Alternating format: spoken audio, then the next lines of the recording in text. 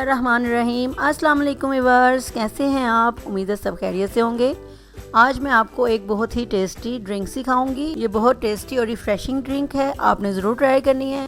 तो चले आए बनाना स्टार्ट करते हैं। अब मैं जग में सबसे पहले पीच डालूंगी। ये मैंने 5 आड़ू लिए हैं, आप इस तरह इनको कट कर लें।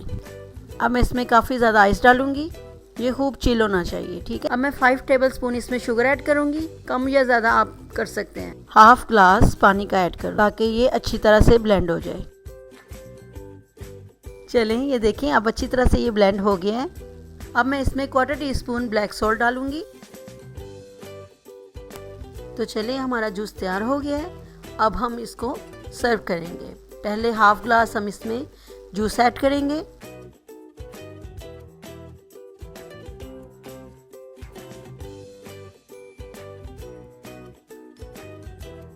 अब बाकी के हाफ ग्लास में स्प्राइट ऐड करेंगे, ठीक है।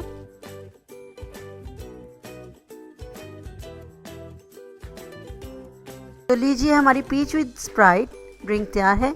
ये बहुत ही टेस्टी और रिफ्रेशिंग है, तो इसे आप ज़रूर ट्राई कीजिएगा। और अगर आपको मेरी रेसिपी अच्छी लगी है तो इसे लाइक करें, शेयर करें और मेरे YouTube चैनल को सब्सक्राइब करें और मुझे दुआओं में याद रखें। अल्लाह हाफिज़।